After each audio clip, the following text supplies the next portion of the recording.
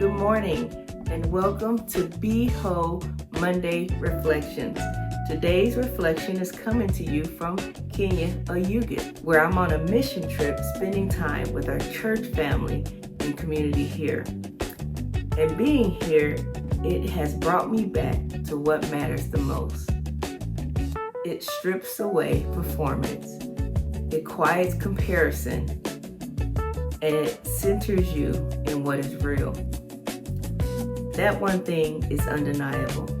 It is love. Not love that's transactional, not love that's earned, but love that is given freely.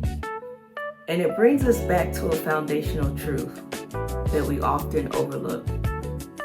We were never called to love conditionally. I know sometimes that's hard to hear, but I want to talk to you about that today. Hi, my name is Ivory Jamerson. I'm a clinical chaplain, a social work professional, and the founder of Be Whole. This space was created for one purpose, to help you live whole, which is spiritually aligned, emotionally healthy, and mentally disciplined. Before we begin, I want to invite you into this community. If these reflections are meaningful to you, like or follow this page. Drop a comment below and let me know what topics you want to explore. Share this message with someone who may need this today.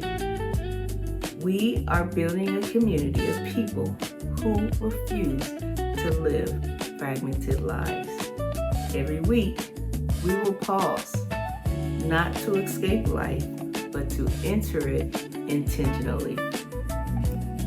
So take a breath, slow down, and invite God into your week. Today we are talking about something that defines the depth of every relationship that you have. This is called unconditional love. Agape love. God's love. Agape is a Greek word used in the New Testament to describe the highest form of love. It is not emotional, it is not transactional, it is not based on behavior. Agape love is selfless, sacrificial, unconditional love that seeks the good of others regardless of a response. It is the love that gives without needing anything in return. 1 Corinthians 13, 4-7 says, "Love is patient. Love is kind. It does not dishonor others. It is not self-seeking. It always protects, always trusts, always hopes, and always perseveres." Many people say they love, but what are they describing? What this looks like at times is attachment or preference or an agreement. But the truth is, the majority type of love that people operate in is conditional. For instance, someone saying, "I love you if," but agape love says, "I choose to love you regardless." As a minister and as a chaplain, I've seen this clearly. The greatest wounds people carry are not from a lack of provision, but from a lack of unconditional love. Because when love is inconsistent, identity becomes unstable. And when identity is unstable, relationships become unsafe. From a psychological perspective, human beings are wired for secure attachment. We are formed by the love that is consistent, the love that is safe, and not withdrawn based on performance. Spiritually, this is why Romans 5:8 says, "But God demonstrates his own love for us in this way.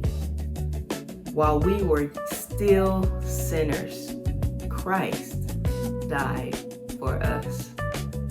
That is agape. God did not wait for you to become better. Before he chose you, he loved you. And if we are called to reflect him, then our love must mature beyond conditions. So ask yourself, do I love people based on how they treat me? Or based on who I am called to be? Where have I made love conditional? Where do I withdraw when I'm not comfortable? Where do I give love and expecting something in return? This week, I want to challenge you. Practice agape love. Love that has intention. Love that is consistent. And love without keeping a score. Let's take a moment to pause. Who in your life needs to experience unconditional love from you? And if you're honest, do you truly understand the love God has for you?